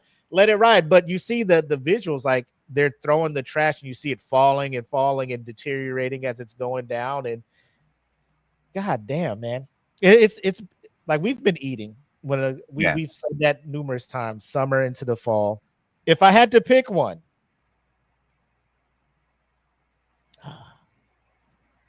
let's go. It's tough. It's hard, isn't it? Yeah, It's it is. hard. Let's go. Let's go Kaiju. Let's go Kaiju. Let's go Beautiful Colors. Yeah. Dude, Let's I go love Beautiful Colors by One I Republic. agree. It's just Let's do that. And there's no real losers on this one. No. You pick one. It's like I can live with that. So yeah. all right. Here we go. Best anime song. So take the visuals away. The vibes you get just queuing it up on Apple Music or Spotify. Jackie, we go to you. You've been leading off all our song topics as you should. What do you have? Because now you're including the songs from our openings and our endings out here. Yeah, this Where- is putting them all Some of against. them aren't the same. Okay, let's go. What you got? So actually, I had on my list, I had Ruler by Mayu Mishima, which is Clevitus's opening. That Yep. song is fire. Like I don't know. It hits. It hits I hard, yo. didn't look at the opening, but you just listen to the song. It's so good. Mhm. I was like, oh wow, this song is Yeah, fire. it caught me right away because I only checked it out because it was recommended, and then Willie brought it up as one of his hey, check this out. So between those two, I was like, all right, I'll watch. And from the get go, it was like I was this like, I shit's like pretty this tight. song a lot. You guys have been hearing me talk about Secrets of the Silent Witch all day, and I always talk about how Hitsuji Bungaku is my most favorite band besides others, but I've been really feeling their vibes lately. And their song Feel, I listen to it at least once a day. I love it so much. It's such a good song. That band is such good vibes. Like you ever see some of the memes where it's like the people are listening to headphones and they float into the sky and they just close their eyes. Like that is how I feel when I listen to this band, and that song is such a good song to listen to. I have Gotcha Kuta's second opening.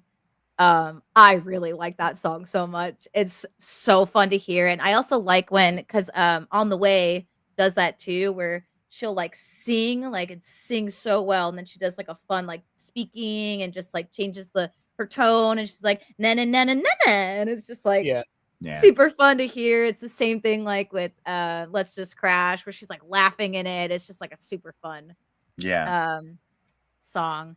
And then I actually had You Can't Run From Yourself by Aurora. So I didn't actually choose the opening sequence, but I really like the song that I went and looked at Aurora and looked up all her music. And I was like, oh, wow, I really like this chick. So then I started following her and listening to her music. And then because of Kenpachi, I completely forgot about Inertia with To Be Hero X. I love that song. I really do. I just, again, it's kind of like reminds me of Creepy Nuts, where they switch like how the flow of the song goes. Tempo, the tempo goes like yes. The end is really cool. It's just like not even close. Yes, it's so good. Oh god, yeah, chills. Like that's what I'm saying. Like I don't even think about the sequence. I just listen to the song, and I'm like, so all these songs are so good, and I listened to like On the Way with Ina. And like the thing with On the Way has become so popular too. She did a collaboration with this really popular Japanese rock artist called Yuri, and it was an acoustic version. And it was better even than the original. Like his voice is sick too. Like it's just the whole song. Her as an artist too. Like she's easily becoming like top for me, like Lisa. We've definitely been spoiled this season. We have been so spoiled this season. Good shows, great music, great. She sings too. She's like it's just I can't explain it. Like she's just such a good singer. If out of all of these, I have to pick the best anime song, what I think the popular vote might be will be On the Way, my Ina, the end for Dan to Dan. I think that's gonna be the popular vote. I think that's probably going to be my vote too, unfortunately. If I could pick Hizuji Bungaku all day long, it's just because I love that band so much. And I listen to that song so much. I cannot tell you enough how much I listen to that song.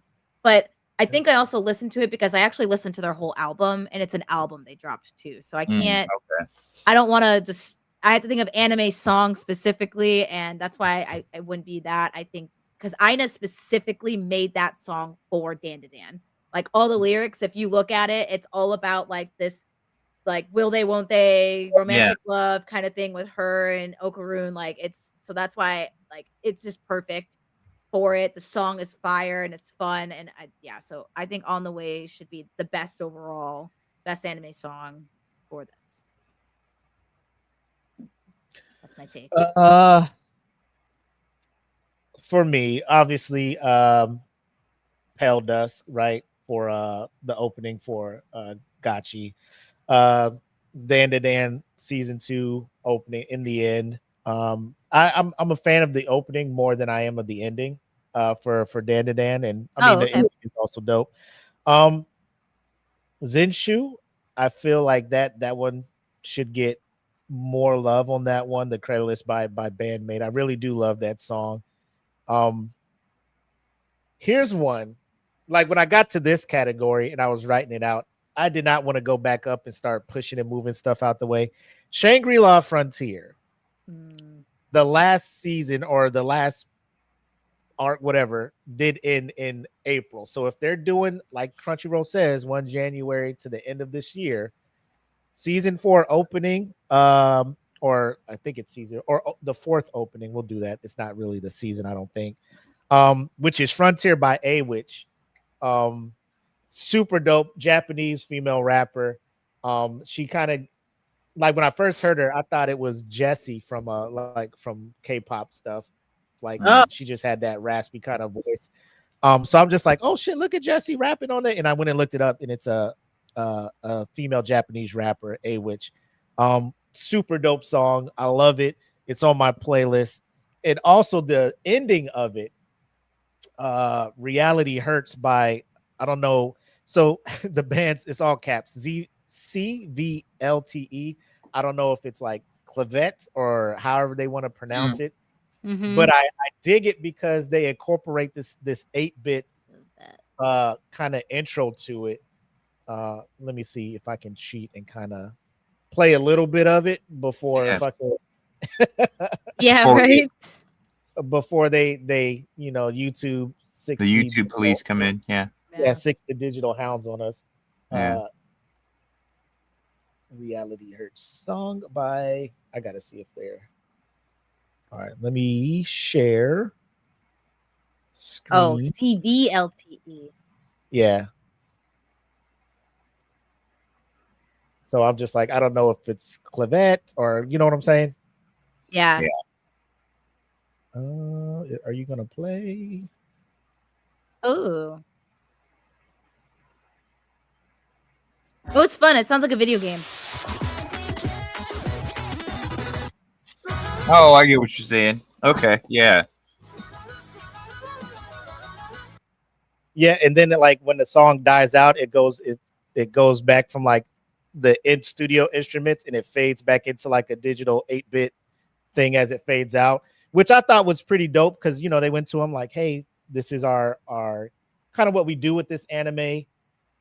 You want to jump in and do something specifically for said anime, so they went to the whole digital video game type thing, and I'm just like, bro, this is super dope. You know, it's I always get a kick when studios do that.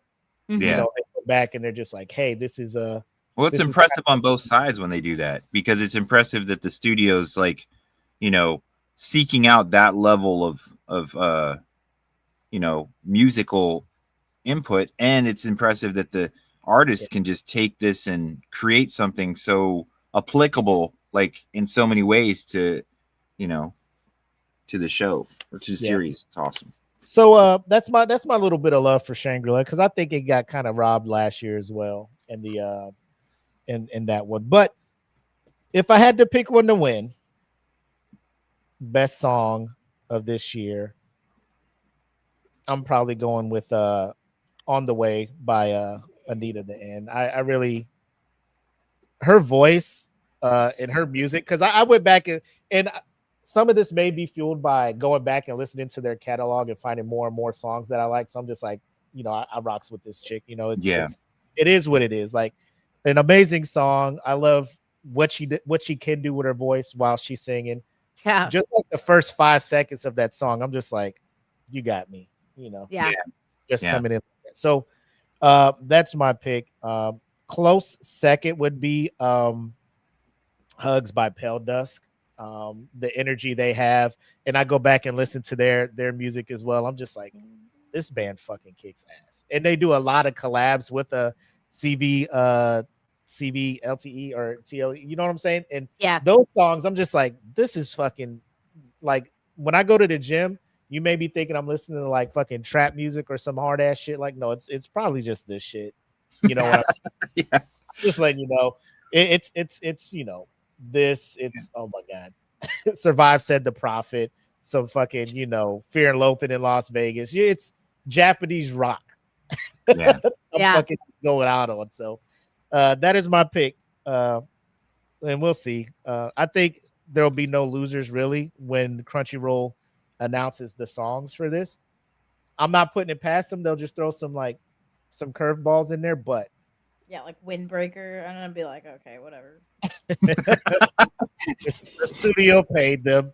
When Jackie doesn't feel something, she lets you know multiple times. Windbreaker, yeah, not having it. Like, I'll give it another chance, but I just could not get into it. I was like, I've seen so much about it, but I'm just not real. It just didn't really catch my attention. So just high schoolers doing street fights, and I just couldn't. Yeah. I don't know. I didn't get it, but I guess. So here we are, top category, ladies and gentlemen.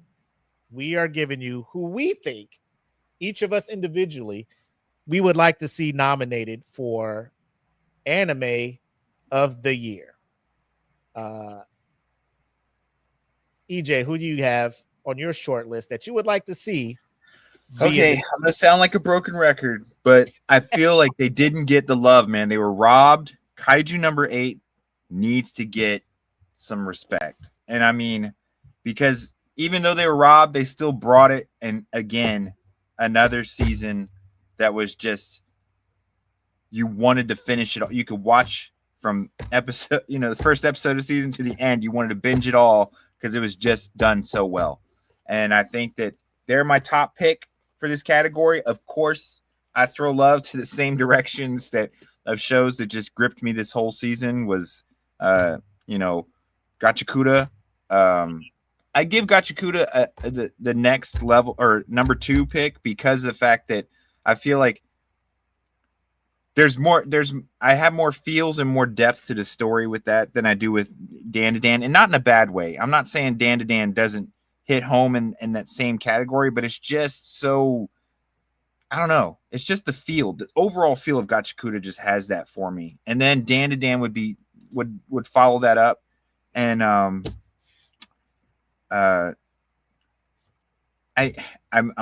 weird about the times, and that's why I was talking with Jackie so much about it before, because of the fact, like, I don't understand if some of these others fall into the right time window. But I also just wanted to throw out again, I know it's a nominee just for looks. It's not going to get that. These are my last two picks are on nominees just for the looks, and to get, I don't think they'll get it because they're not in that popularity category. But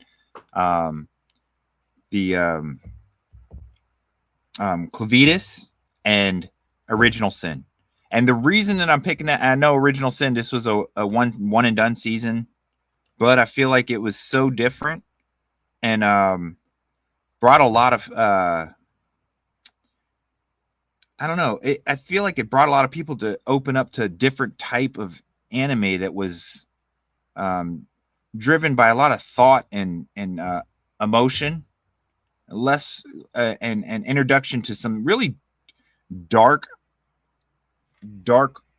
thoughts, but at the same time, it's brought to you in a manner that's captivating and interesting. So I feel like that's why it has to be on my list, because I want people to see it, just so maybe it inspires future creators to bring more of this abstract ideas to the table. And a Clavitas, just because, man, it was dope music from the get-go. I'm enjoying the show. I like the characters. I feel like there's a good chemistry going on. So, of course, my top pick, like I said, Kaiju number 8. They need the love. They were robbed. But down the line, I put in Clavitas and an Original Sin, just because I feel like I feel like not enough eyeballs on it, and I think that they're worth a nod. So yeah, yep. What you got, Jackie? So my list that I have is The Summer Hikaru Died, Dan to Dan, Kaiju number 8, To Be Hero X, Gachiakuta, and One Piece. Definitely put that up there. And then I have an asterisk for Apothecary Diaries, because again, I just don't know. Like, I don't know how they, if they fit in, how they're going to double tap for it for an award. Yeah. What we're just gonna do spring 2025 till that'd be the smartest thing to do. Is like, we already have these. We should just do spring 2025 to fall 2025, and just say that's how it is this year, and then start anew. That's what they should do. But if they don't, and it ends up being January 2025, I'm gonna be pissed, because everything we're talking about is gonna be irrelevant. Yeah, it's gonna end up being, there's gonna be some solo leveling on there. I really hope people are smart though, and go, you know what? Maybe not, because we already voted for these. I feel it's going to be so out of sight, out of mind at that point, because everybody, like, solo leveling is, that orgasm has been done already. Yeah, I hope so. Heard anything, so we'll see. But like, the nominees get decided upon not by fans. It gets decided upon by a bunch of people from around the world. Yeah. Some of them are animators, some of them are not, and then they decide and they put it on there. So if it's on there, Solo Leveling's on there as a nominee, I just hope people look at it and they go, "Oh, we already decide on this. I'll pick the." Yeah, I hope that's what I hope happens. And I mean, I'd be okay if they did that with Dan to Dan and stuff as well, just because of the fact that if they play it fair and they're like, okay, all these huge titles that got the love last year, or at the end of the our last selection, we can get them nominated, but let's not, or we can get people to clap for them and give them props, but let's not let them sweep this again, because then we know we've lost the I don't know. It's no longer feels like it's being driven by what people are loving and into. It's being driven by Yeah. just straight up popularity, and you know, we'll never get these other shows to get looks if all we're gonna do is stick to the same 5 that are gonna get all the awards every time. Yeah. Mhm. But it's funny because Kenpachi put in like what his choices are, and mine was very similar to that. I think that anime of the year, I think it should be, and what it will go to is To Be Hero X. I think it should go to that just because of the amount of different characters, the stories, the animation, the music, like everything about it. Like I know we've been talking a lot about Gotcha Kuta and how Kaiju number 8 didn't get the love that it deserved. Um, they are all really great animes, but I think if I think consider everything that goes into a lot of these animes, it's definitely I think To Be Hero X is gonna be first. Gotcha Kuta 100% is gonna be a close second, and that even is a close second for me. And then you got Kaiju and Dan and Dan just kinda like right there. I have One Piece on there because like I said before, yeah, it might win best continuing series, and I think it should, but just because a lot of stuff is happening also this year, I wouldn't be surprised if it's a nominee.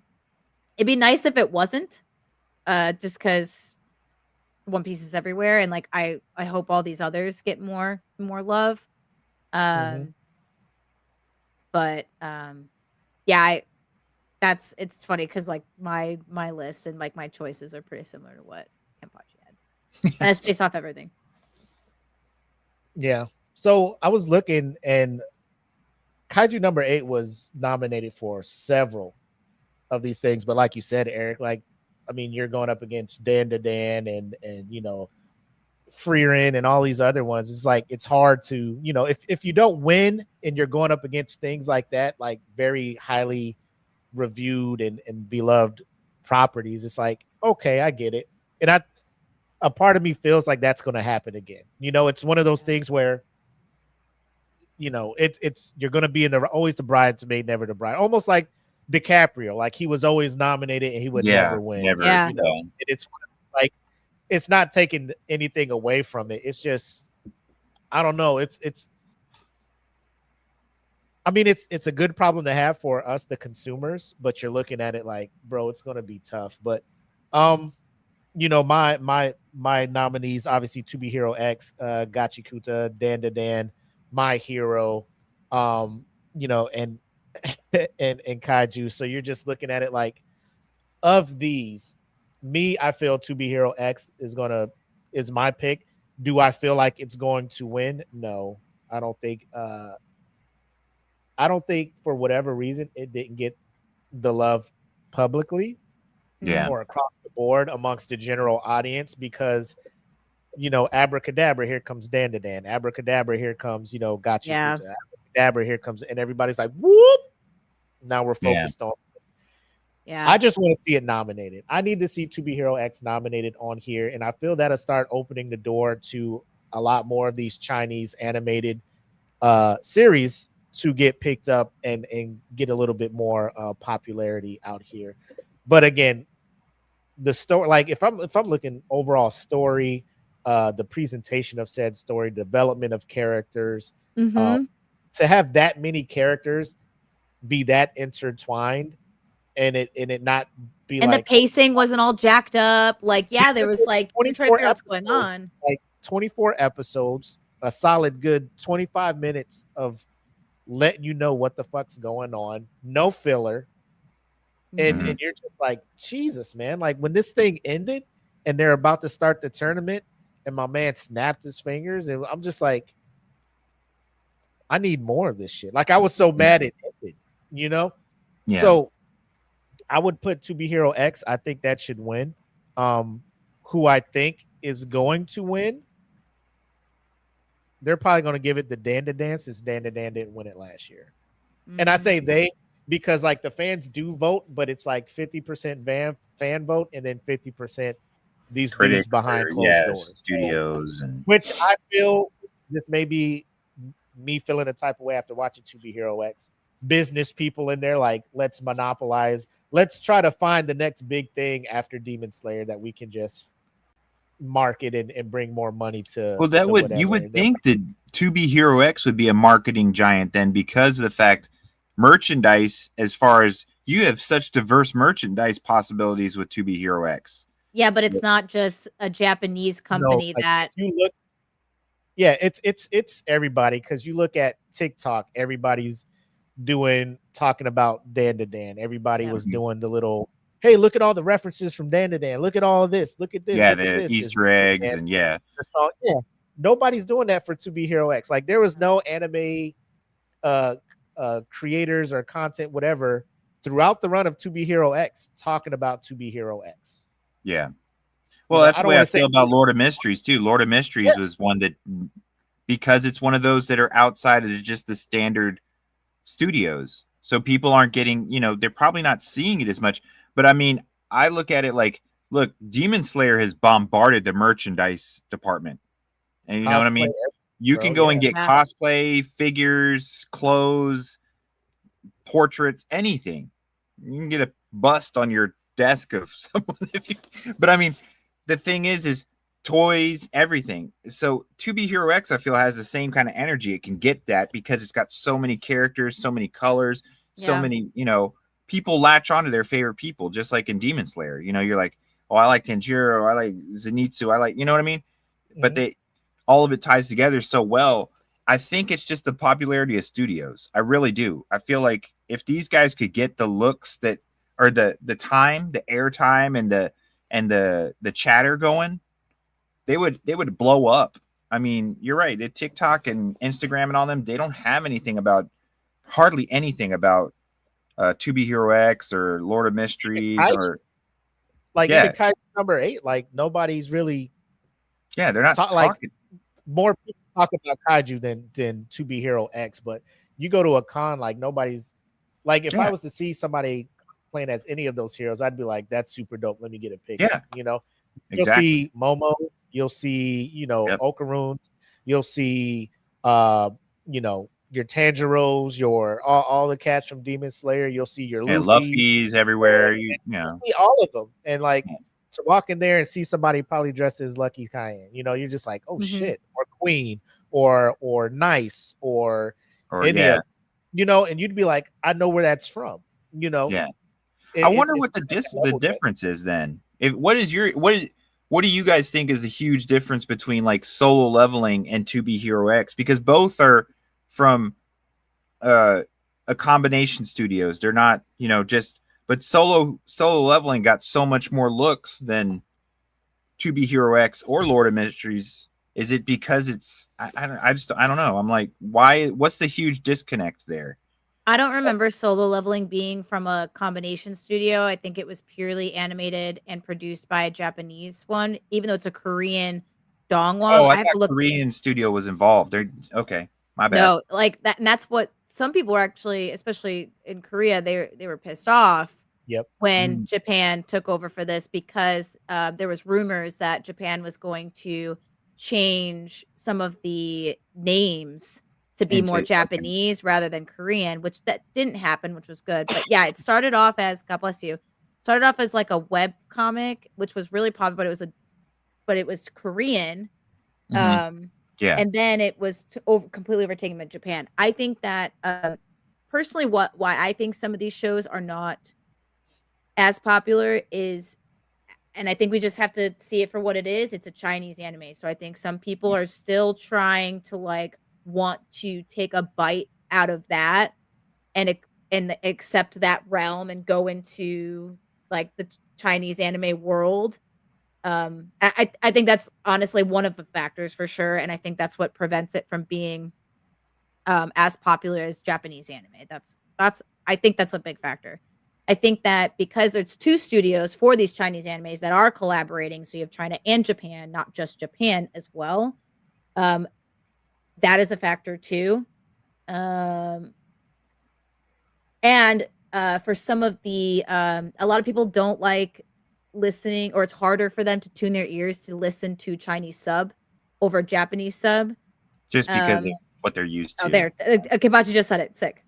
Yeah. So I don't even watch. Yeah, I don't watch the Chinese dub at all. I actually watch it, a lot of those shows in English dub.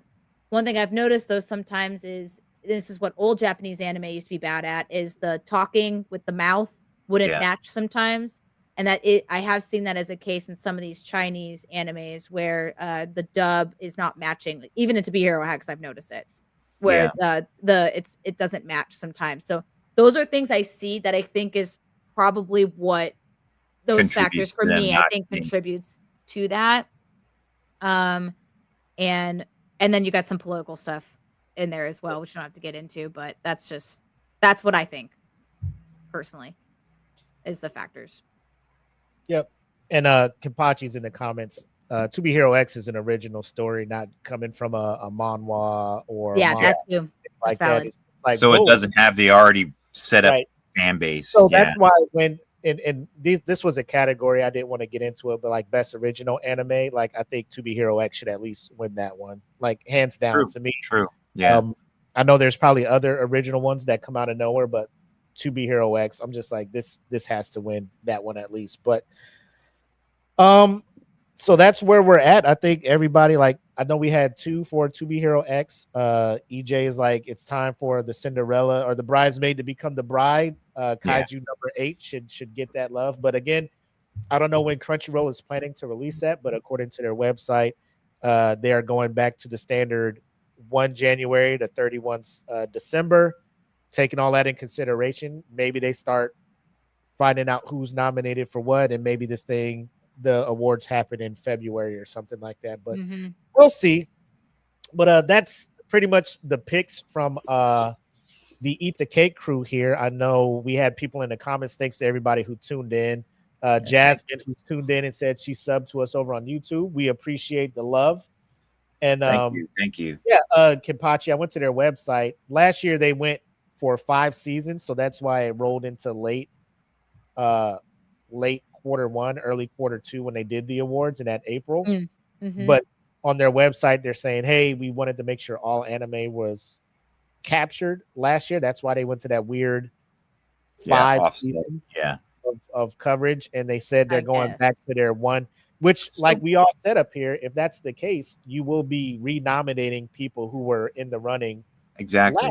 But if that's what you do, Crunchyroll, that's what you do. We'll just sit back and see what you do. And once they get their nominees up, we'll reattack, look back and see what we were right on if they listen to the show and put some of our selections on there.